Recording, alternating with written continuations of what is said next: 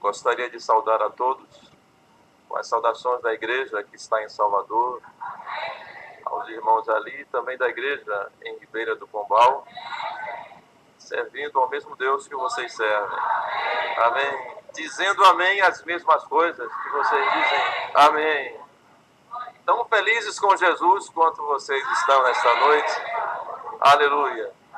É maravilhoso estar de volta nesta casa.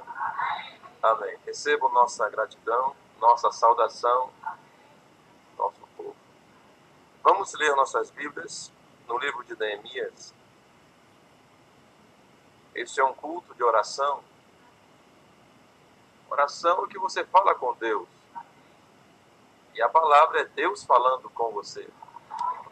Nós queremos ter comunhão com o Senhor, porque nós não temos muito para falar com Ele. Ele é quem tem o que falar para nós. Neemias capítulo 8, verso 10.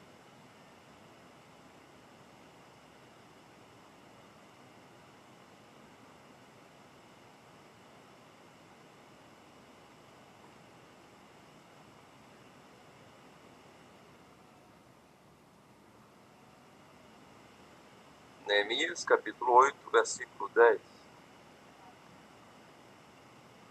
Diz assim sua santa palavra.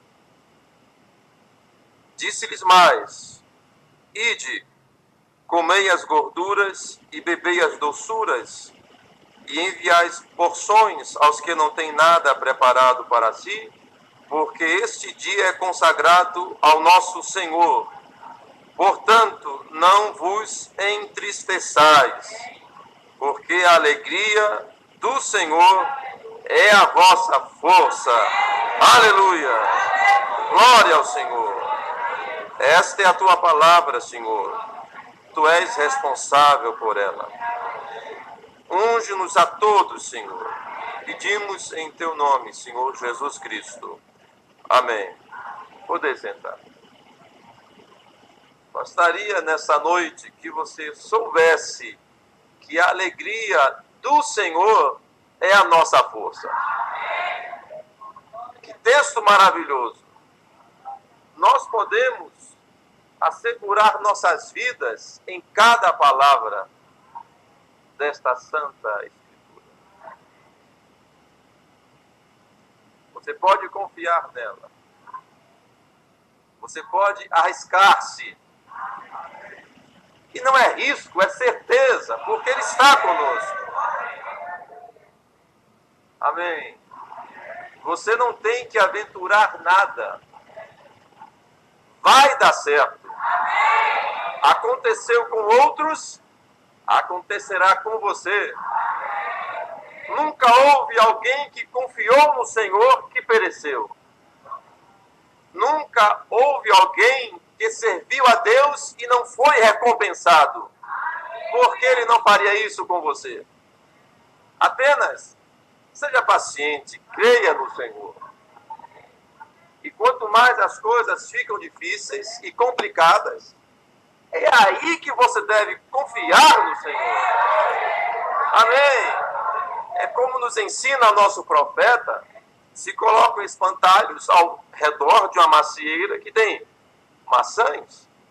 Uma macieira seca, sem frutos, não se coloca um espantalho.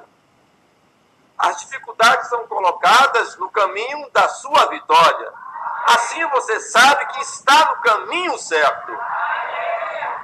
Como se diz, as águas são mais mansas quando se aproximam de uma cachoeira. Mas se você está em águas turbulentas, é porque ainda o fim está muito longe. Você ainda tem chance. Quando as coisas ficam tranquilas, então você duvide. Mas se está tendo problemas, então você está em luta, está em guerra. Amém. Ó, irmão e irmã, se você lembrasse sempre quem você é, um filho de Deus, um poderoso guerreiro do Senhor. Se você lembrasse que quando você concorda, dois de nós concordamos com alguma coisa aqui na terra, isso é firmado lá na glória. Eu disse outro dia, sabe qual é o nosso problema? É que os macumbeiros confiam mais no bozó que eles fazem do que nós em nossa oração. Se você soubesse que Deus ouve sua oração, você estaria mais tranquilo esta noite. O texto que lemos fala que a alegria do Senhor é a nossa força. Não é a nossa alegria que é a nossa força. É a alegria dele. Não tem nada a ver comigo ou com você. É o que ele sente, é o que ele pensou, é o que ele falou. Quem colocou você como apto para julgar a você mesmo ou alguma coisa? Quem o julga é o grande juiz. Coloque sua causa em suas mãos. Pois digo com razão, você não é justo para julgar nem sua própria causa. Porque está escrito que se nós nos julgássemos a nós mesmos, não seríamos julgados. Então por que você se julga? Por que você se condena? Por que você tenta construir um caminho para Deus? Você não conseguirá. O caminho foi construído pelo Espírito Santo e esse caminho é Jesus Cristo. Você precisa tê-lo. E todo o nosso problema é porque nós não estamos com ele. Ou de vez em quando pedimos que ele não nos acompanhe em certa situação, certa circunstância. Mas não há lugar onde ele vá que ele não resolva. Não há causa que ele esteja, que não esteja ganha. Se ele está do seu lado, então cante vitória. Glória a Deus. Aleluia. Glória ao Senhor. Fique animado com a alegria do Senhor, não a sua alegria.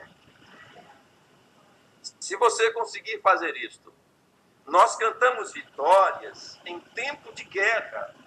Sendo minoria, nós cantamos a vitória. Sendo os mais fracos, nós cantamos a vitória. Nós somos um tipo de gente meio louca. Somos, sim, loucas por Jesus Cristo.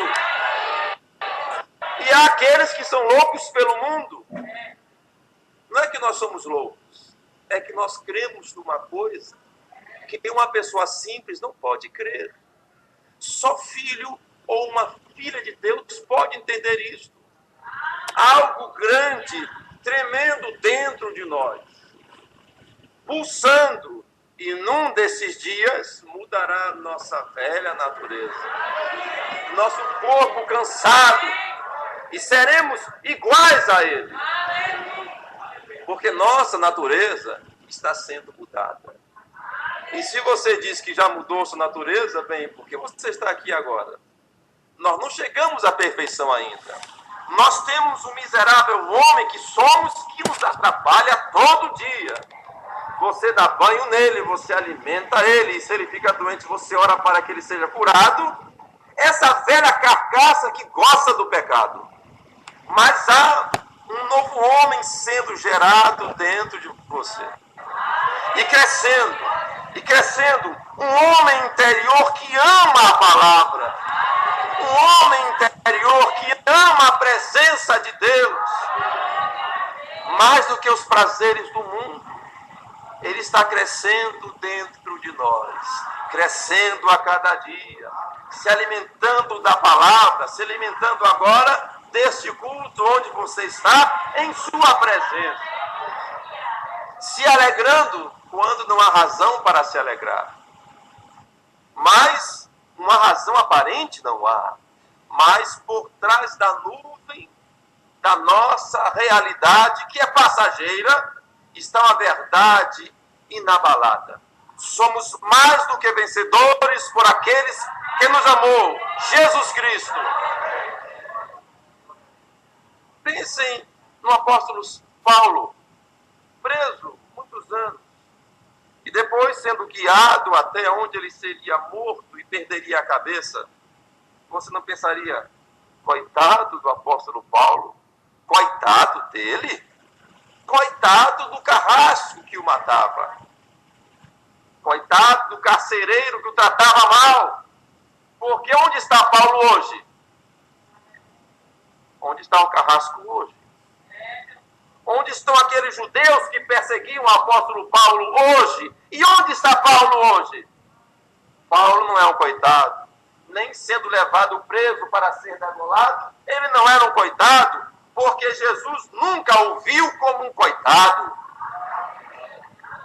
Deus o viu como um que o obedeceu.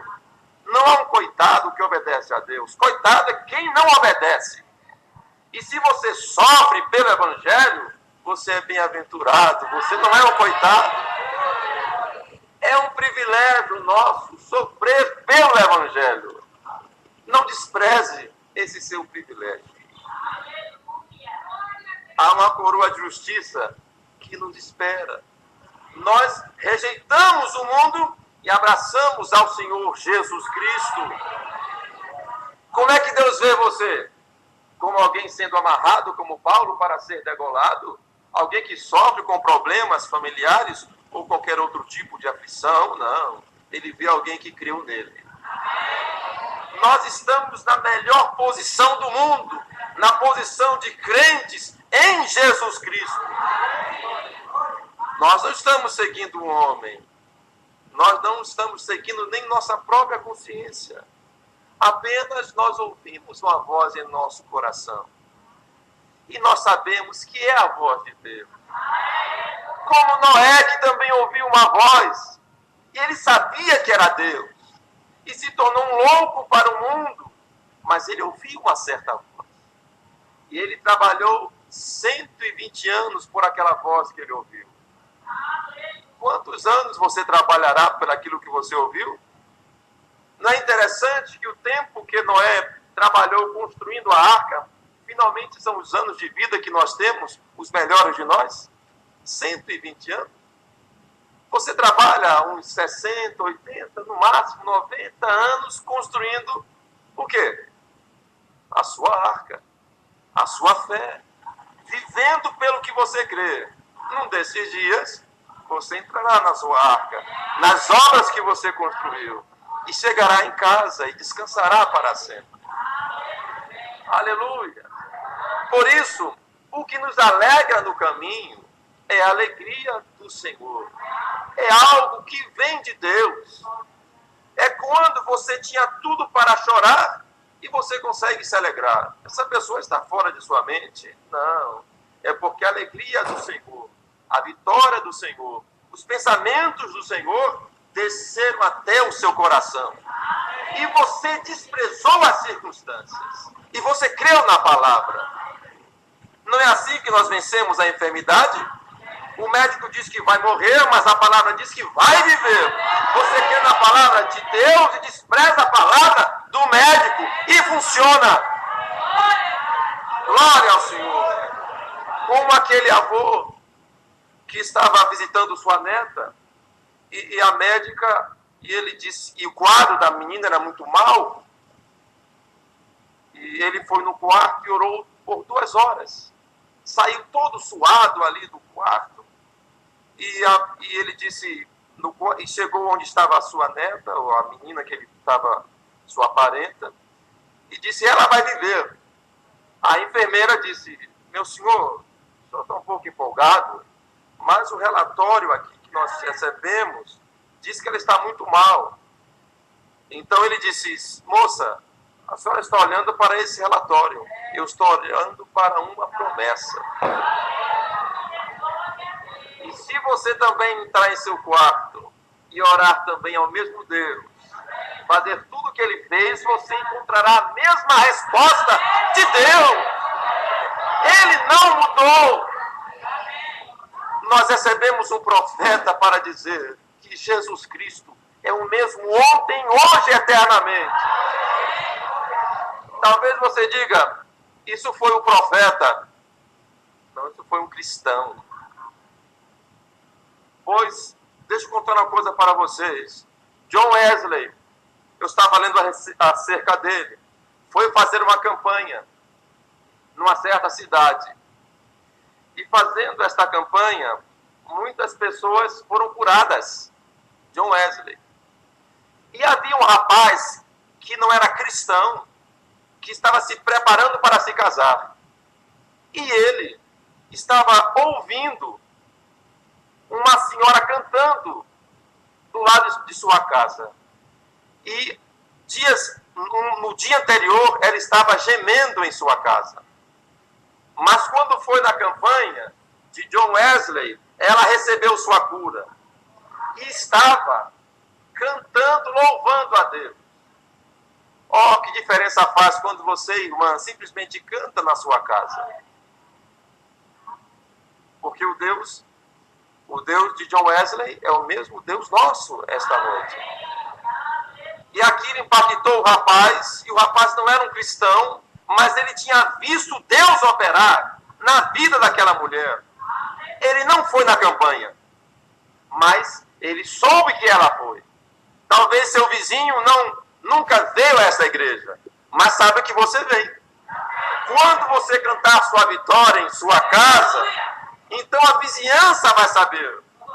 Como Moody disse, se Jesus está em sua casa, a vizinhança logo saberá. Finalmente, ele foi casar e casou-se, e a esposa dele disse, a noiva então disse, me casei com um metodista. E ela não queria isto.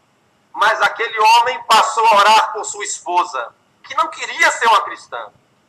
Mas a oração dele venceu aquilo. E ela se converteu. Glória ao Senhor. É desse jeito. Outra irmã estava orando pela salvação de seu filho, que foi nascido na igreja. E ela viajou 100 quilômetros de distância e estava de joelho orando pela salvação do filho dela. E sabe de uma coisa? Naquele mesmo momento que ela passou horas ajoelhada orando, depois ela soube que ele estava se entregando a Jesus Cristo. Quando a sua mãe estava se entregando à oração. O problema é que nós queremos que Deus faça tudo, mas há algo para você fazer. Você deve orar. Está escrito, abre bem a boca e ele encherá. Bom, você já abriu a boca? Já disse, Senhor, estou aqui esperando o Senhor abençoar. Você está em expectativa que ele vai abençoar? Ele abençoará. O problema está conosco sempre. Por isso, a alegria do Senhor é a nossa força. Se você estiver animado, crendo que ele fará, ele fará. Agora, se você pensa que talvez ele fará, diz o profeta, é bom que você nem entre na fila. Porque ele não fará nada. Ele já fez. São como portas fechadas que ele já nos entregou as chaves. Aleluia. Bom, eu estou ficando empolgado. Mas eu vou parar. Assim, nessa mensagem não te enviei eu. O irmão Branda diz assim, parágrafo 89, aqui pelo meio, diz assim. Às vezes, quando nós vemos as coisas dando errado, é o seu caso? Às vezes, quando vemos as coisas dando errado, caindo fora, talvez Deus esteja apenas preparando o seu exército. Isso é tudo. Ou preparando alguns lutadores. Deus apenas deixou o seu haltere, né, mais pesado para você ficar com o músculo mais forte. Amém? Glória a Deus. Apenas os problemas te farão ser um crente melhor e mais forte e pensar e conceber finalmente que Deus é muito poderoso. Amém? E certamente seu coração ficará alegre, não por sua força, não com sua alegria, mas quando você pensar no que Deus pode fazer. Quando você sair da frente e pensar em Deus, então você saberá que tudo é possível ao que crê. Deus te abençoe. Nós vamos orar. Pastor César, é um culto de oração. Fiquemos de pé. Eu queria fazer essa oração agora com você. Feche seus olhos. E imagine aquele que fez o sol. Imagine aquele que fez o mar. aqueles que fez aquela grande montanha, as estrelas, aquele que é o Senhor, que abre o caminho no meio da tormenta. Pense nele. Aquele Deus terrível, tremendo, que fez um monte pegar fogo. Esse é o grande Jeová, o nosso Senhor. Que mal pode vir a alguém que serve esse grande Deus? O que pode acontecer de mal a você? Apenas confie nele. Os inimigos, que inimigos? Quem pode fazer frente ao nosso Deus? Problema? Que problema? Para quem? Nós servimos ao grande Jeová. Tudo acontece porque Ele permite. Oh, lembrem-se, houve uma ocasião que um grande general disse: não te engane o vosso Deus. E cercaram a cidade de Israel. E podiam muito bem destruí-la. E falaram coisas arrogantes. Mas não sabiam que naquela cidade havia um Deus verdadeiro. No outro dia de manhã, 185 mil soldados jaziam mortos ao redor. Nem uma espada israelita foi levantada. Deus pelejou por eles. E diz a Escritura: amém, glória.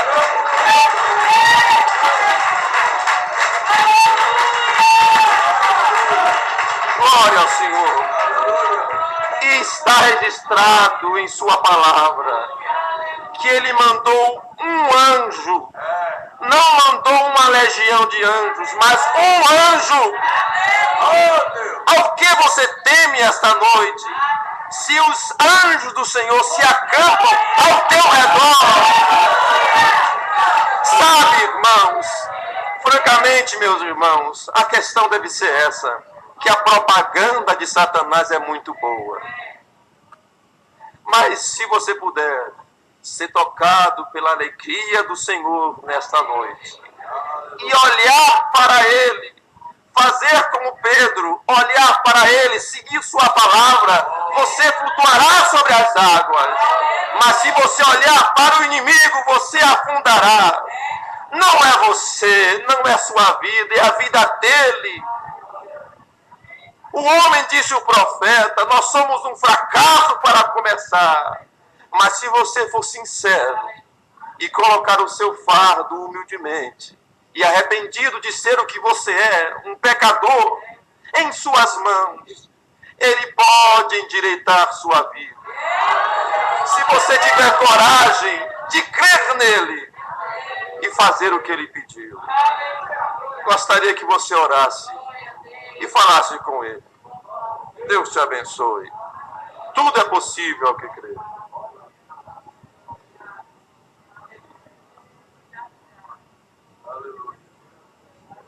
Eu queria convidar você, dentro desta meditação do irmão Messias, antes dobrar nossos joelhos para pedir qualquer coisa.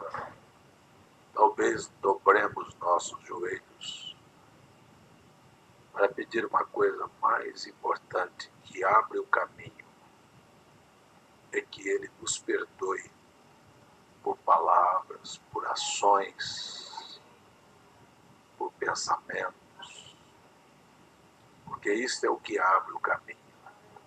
Não faça ideias. O profeta disse: se nós estivermos aqui em um só acordo, você concorda comigo que nós devemos dobrar nossos joelhos por qualquer coisa errada que tenhamos feito? Que o Senhor ponha fim nisto hoje à noite.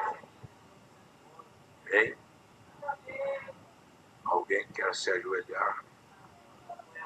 Antes de pedirmos qualquer bênção material ou física, vamos pedir primeiro com a nossa alma. Com a nossa alma. Não desejamos ter nada que te ofenda, Senhor. irmãos de toda a nação, dobre o seu joelho um minuto, vê se você pode ser honesto, sincero, para que nada fique diante da tua oração.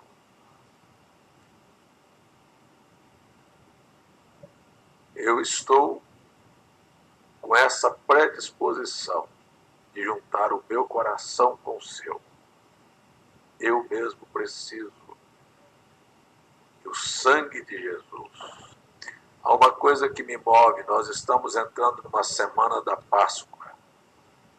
É o Pessar, que quer dizer passar por cima. Era o sangue no umbral. Deus ia passar, ia matar, mas Deus passou por cima da casa dos israelitas, preservou.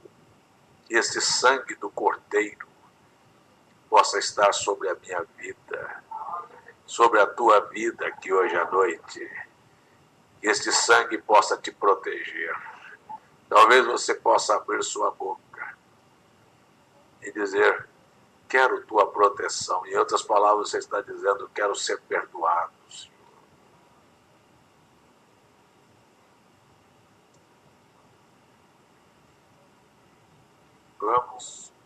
Vamos, peça. Peça para Deus cancelar alguma coisa pendente na sua vida, no seu passado. Alguma palavra, alguma ação, algum olhar duvidoso, alguma coisa que você tenha feito e você sabe que está pendente na sua consciência. Ei, Deus está aqui. Começa aqui este culto de oração, todos em um só acordo, querendo um coração limpo. Queria que você abrisse a boca. Não tenha medo, não. Abra a boca. Como disse o pastor, abra e deixa Deus encher.